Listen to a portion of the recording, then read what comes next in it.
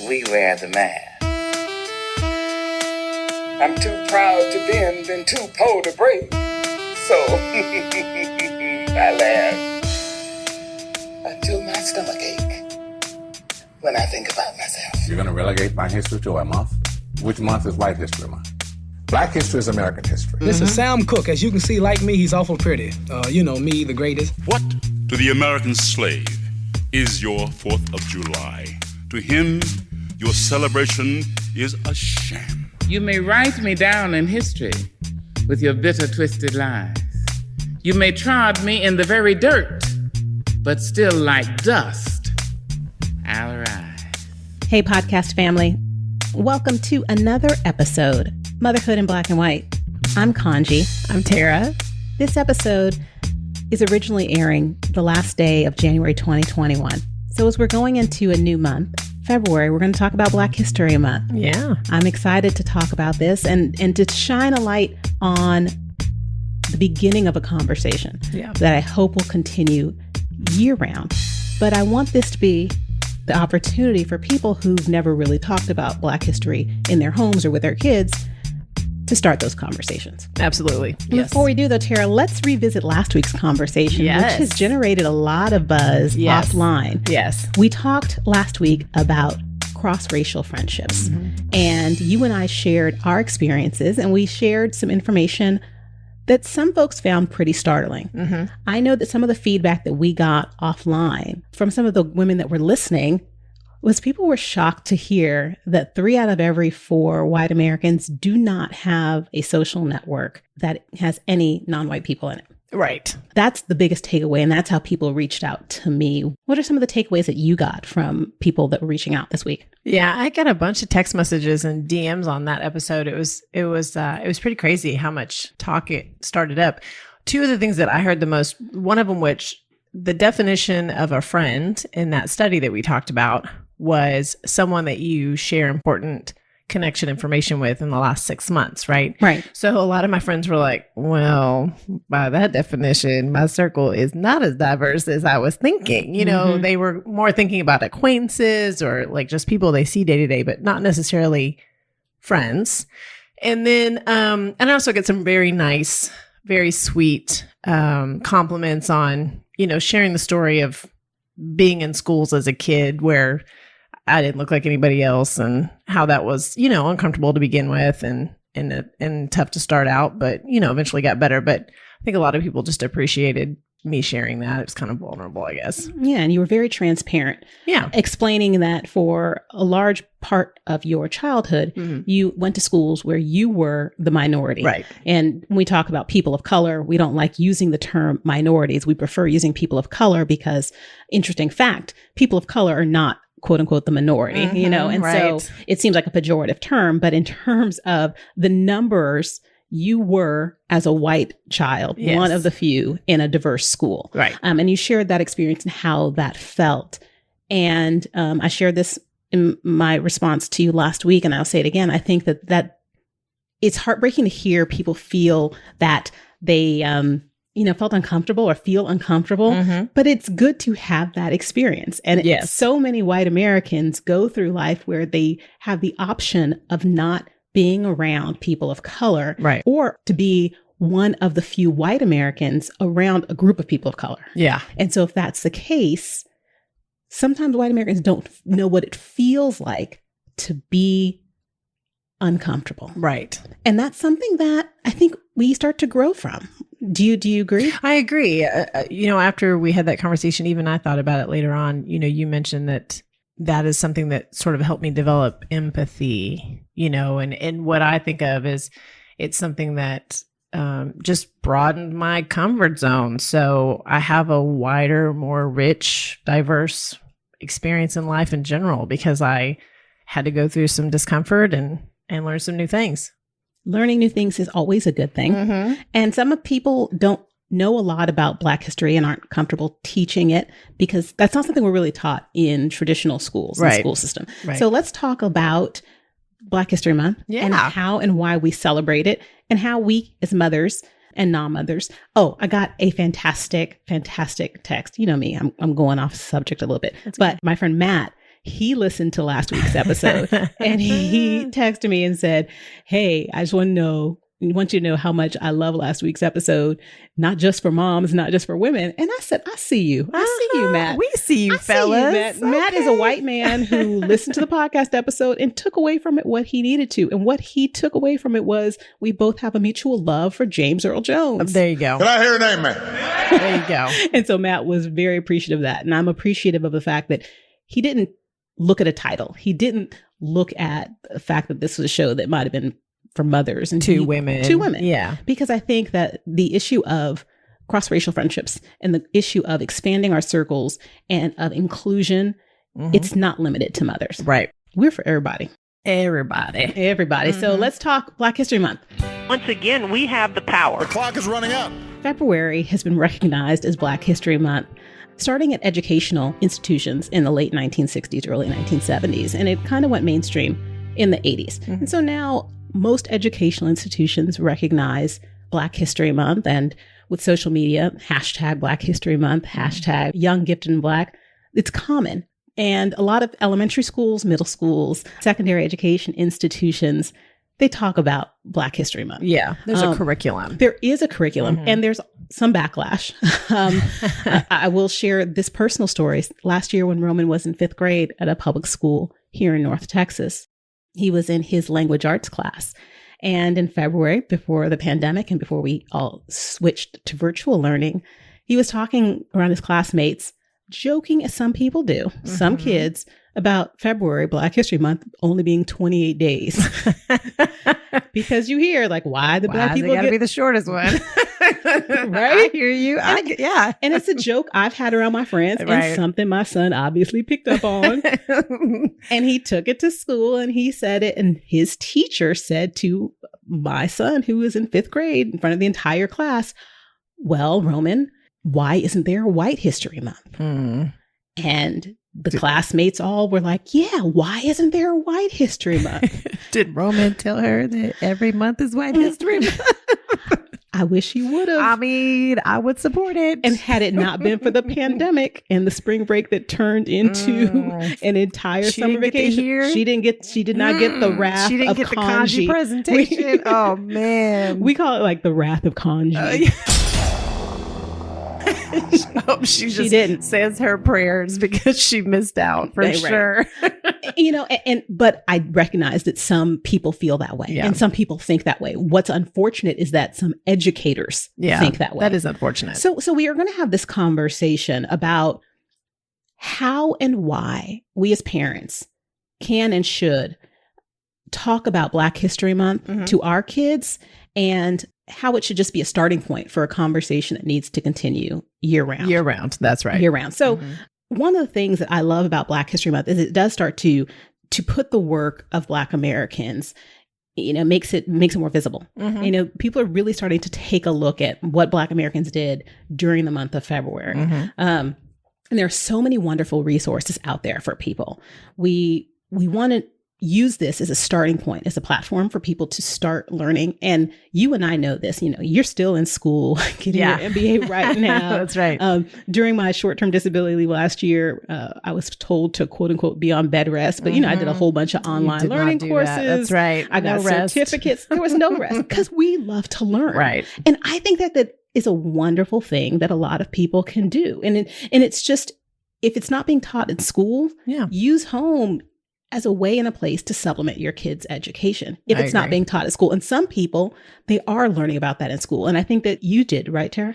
Yeah. One of the things that I thought about after our conversation last week, and now that we talked about it this evening, is being in schools where it was primarily people of color meant that the teachers were also primarily people of color. And the teachers that I had taught Black literature and Black history and all the time. So we had programs and we did plays by Black authors, and everything I was learning in school. In middle school, I was in an international program. So we were constantly learning about other cultures. And again, it was just growing up that way. I was able to get that sort of education at the same time. You know, when I was in high school, yeah, we read the regular stuff. I mean, we read Shakespeare, we read Salinger and all that stuff, but we also read Toni Morrison and Zora Neale Hurston and you know, Richard Wright, Native Son. You know, we read those books too.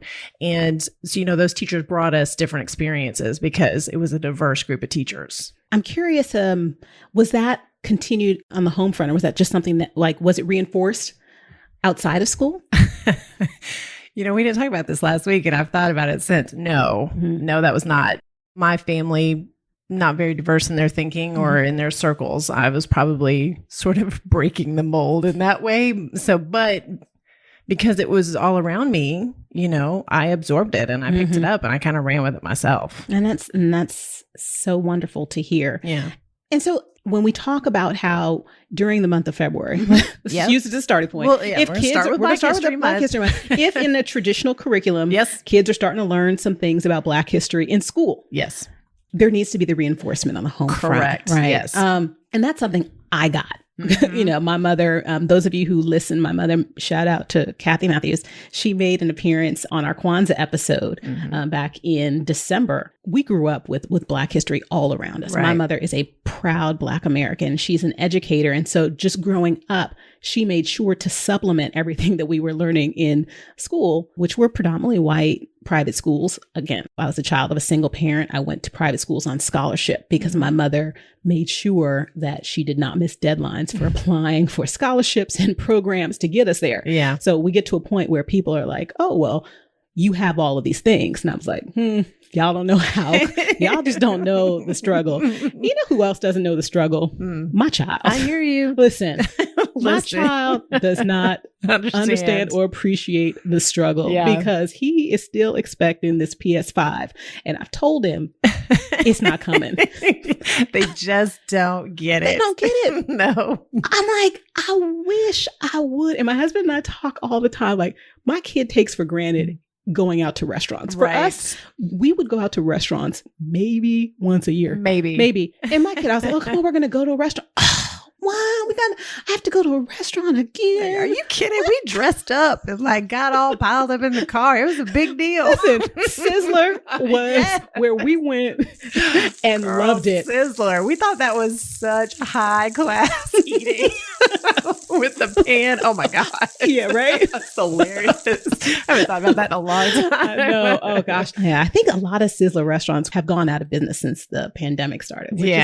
Which is unfortunate, but also, I don't necessarily things come to an end. It's probably time. It's probably time. Anyway, we digress. Again, but if we digress, we're going to take some of this offline. Yes, on our Patreon page. That's right. Yes, and if you did not realize or didn't know, we have a lot more behind the scenes content.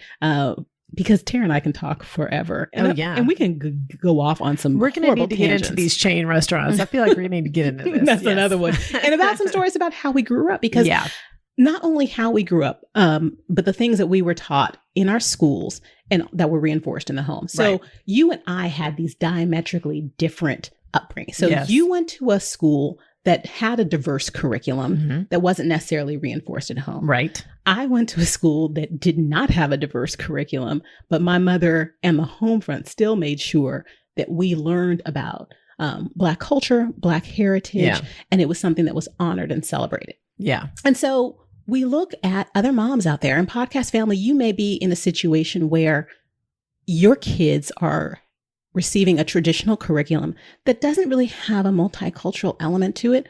Or conversely, you may be really, really heavy on the home front trying to supplement that information. So we just wanted to offer a couple of tips of things that you can do to make sure that your kids have a balanced curriculum and also to celebrate Black History Month.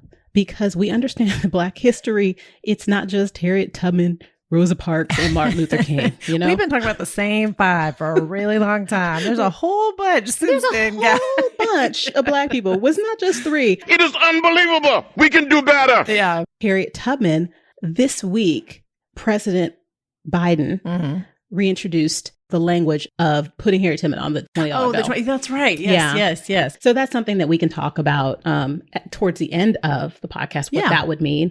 But what are some tips that you would say? Again, we're at a point right now where both of our kids are receiving traditional education, public school education, very traditional in what they teach.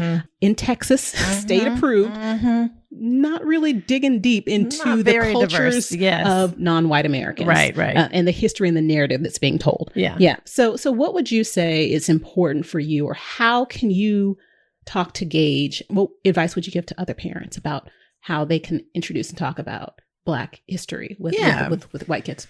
So I was thinking about a couple of things. One of the things I was thinking about is when your kids are going to school in February, and they are absolutely going to get some curriculum that is focused on Black History Month. When they come home and they've got that work in their bag, or you get those emails that talk about what they're studying this week, and I'm getting them all the time now because it's asynchronous and Google Classroom. Look at who they talked about that day. Look at what they learned that day and ask them more questions, or sit down with them and get them to tell you what they learned. Maybe they learned about a Black American, or maybe they learned about an invention. Maybe they learned about a historical event, but you're going to see that in their work in their bag, and you're going to see that in their work in their classroom online. So ask them questions. What did they learn? What was it about? Maybe look up additional facts and details to, answer more questions that they didn't get to touch on at school. I think that's really important, and it kind of engages them in what they did that day and reinforces it. I would also suggest, as I mentioned, I went to schools where the faculty was diverse, and not everybody has that opportunity. I mean, you go to the school you go to, and you get what you get. But if you're a member of the PTA, or you get involved with your child's teacher, look for diverse books you could introduce to that classroom or to the curriculum. Offer to look for finding a program that you could bring into the schools for the kids. There's a lot out there, especially right now, because the focus has been on teaching diversity and inclusion. There's a lot of extracurricular programs you can introduce to your child's teacher, to the PTA, and bring to the table. And I totally encourage that. We are not bystanders in the public school system. We have the ability to get involved and say what we think needs to come to the table and offer up ideas. And so, I encourage parents to do that. I sit with Gage when he comes home, and I do it every day, but I do tend to pick up things that I'm interested in. And I'll say, like, oh, hey, you learned about, last year he was really into the story about Ruby Bridges. And I was like, oh, you learned about Ruby Bridges. Tell me about that. And he would tell me everything that happened. She was the first student, and they had to walk her to school, and everybody was really mad. It's kid talk, but he picked it up. And we looked at more information about her. He picked her for a project he did, and he got really engaged with it. And I think as parents, we can encourage that. And in addition to encouraging and supplementing some of the work that they're doing, if parents are interested in kind of developing your own way of incorporating or teaching about Black History Month, another way of doing it is maybe moms or parents, aunts or uncles, reach out to your kids every single day with a fun fact of the day, right? Yeah. And it could be either about an individual Black history, or if you want to do themes, like if you have a kid that's really into the arts, maybe one week you really focus on the Harlem Renaissance, and you read poems and the writings of Langston Hughes and Claude McKay and Zora Neale Hurston, and really start to bring it alive for kids. We also talk about movies. Maybe if your kids are really into screen time, whose aren't? You put on a couple of movies, Hidden Figures, and we talk about Black female scientists, and have conversations in addition to, like you said, teach yourself while you're teaching your kids. Because I love a good documentary. You and Joey were talking about this before we turned the microphone. Big documentary watchers. So there's so many documentaries out there about events and stories that are told not from the narrative of, or as we call them, whitewashed. But you can really learn about history in a way that looks at it from the lens of the person or people that were involved in those events, and not just the way that historians are telling a story. And just a little fun hint for you. I'm speaking. All of the streaming services make this real easy. I don't know if you guys have noticed, but they got a whole band called Black Stories. Every single one of them. Amazon Prime, Disney Plus, Netflix. They have like a Black history band of shows and movies you can pick from. It's super simple. If that's, the route you want to go, and I get it because it's easy and everybody's on board. I mean, it's available and out there for everyone. Which leads me to a point that I want to end on. Yes, the information is out there, obviously. Yeah. We've gotten to a point where we aren't curious as a society about things that don't necessarily involve us. Right. And we've gotten to a point where the way that we respond to things that we may not understand can tend to shut down that curiosity in our kids. And so as a Black mom, if I'm going to talk to a non-Black parent and say like how you talk about Black History Month with your kids, the one thing that I would just advocate for is being extremely mindful about how you present this information to them. And I draw the example, and I used this with you earlier, Tara, about the first time you're taking your kids to the dentist when they're toddlers. If the first time you're taking your kid to a dentist, you look at your little toddler and say, I'm so excited we are going to the dentist today. Your kid's going to share in that excitement. If you bend down to your little kid with the cherub cheeks, little teeny toddler teeth, and say, oh my gosh, I'm so sorry. You have to go to the dentist today. Yeah. That's going to shape the way that they perceive and receive that experience. Right.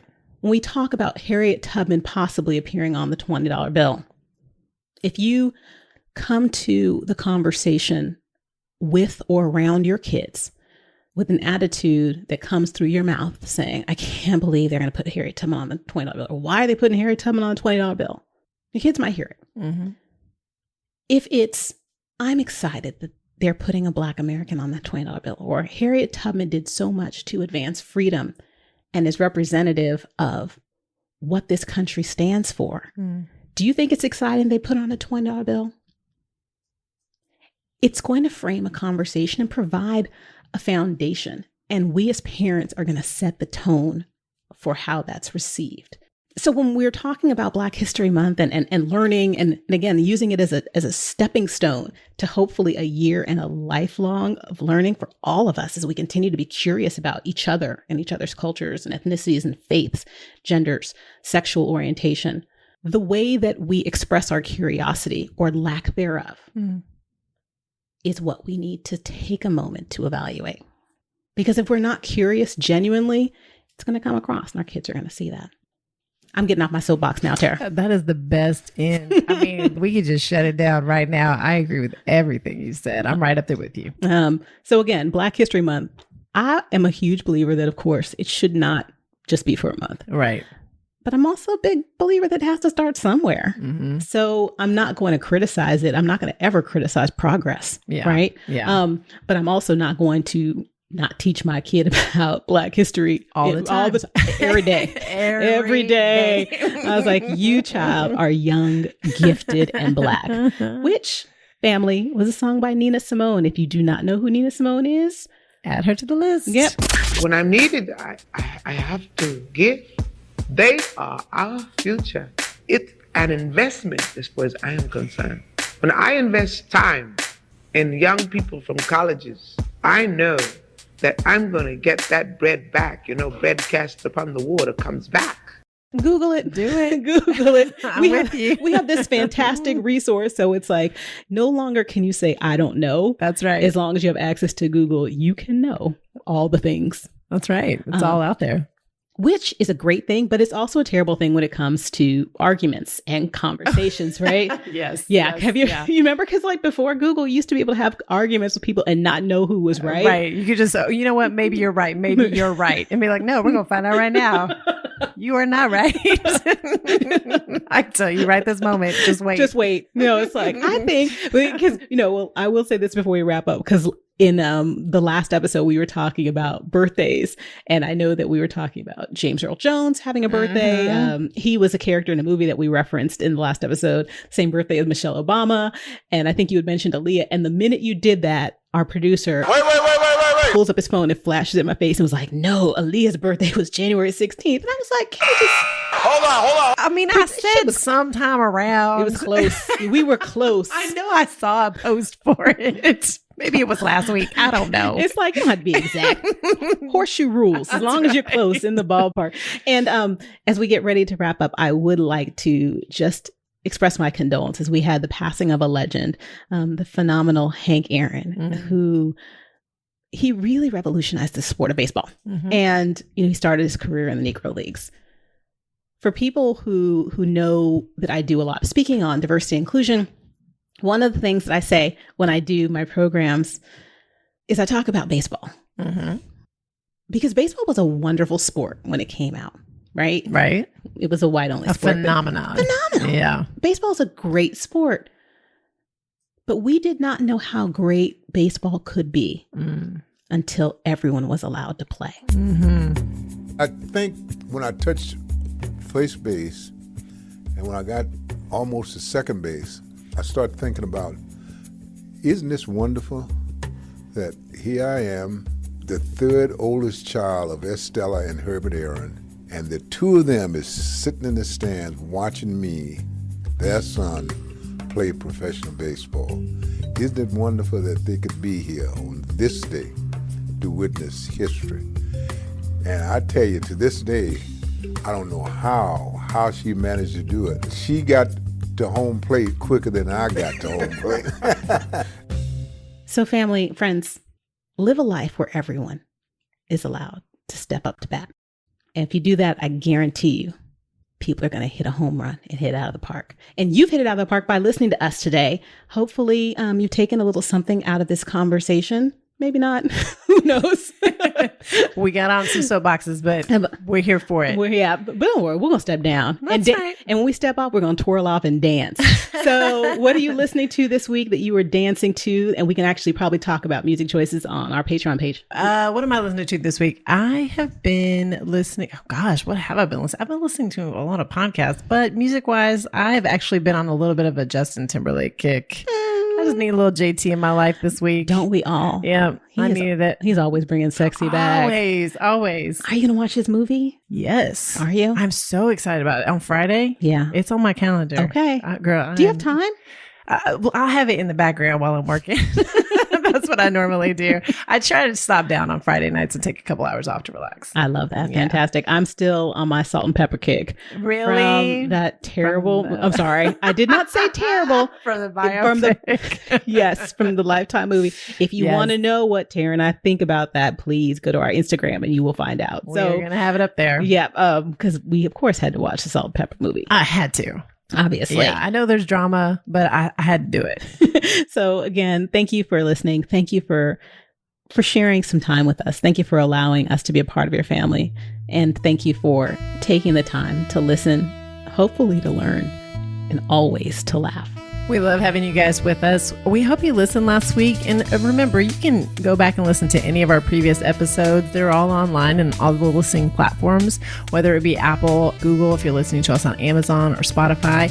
We would love it if you would subscribe so you don't miss any future episodes. And we really enjoy seeing those reviews. So if you could rate and review us, it helps us. It helps us reach more people just like you and expand the family. Thank you so much. This year's Black History Month theme is Black family, representation, identity, and diversity. Representation matters. You matter. Take good care. Guard your health, mental, physical, and spiritual. We'll see you next week, podcast family. Same time, same place.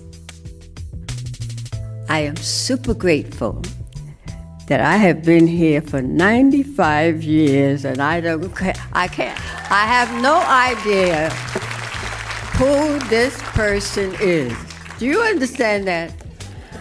I find myself looking in the mirror every now and then and saying, Cicely, do you believe this? I don't. But I am grateful to the Heavenly Father, to every single one of you who have held me up over these years. I want you to know that I would not be here if it weren't for each one of you. I am everlastingly grateful. Thank you.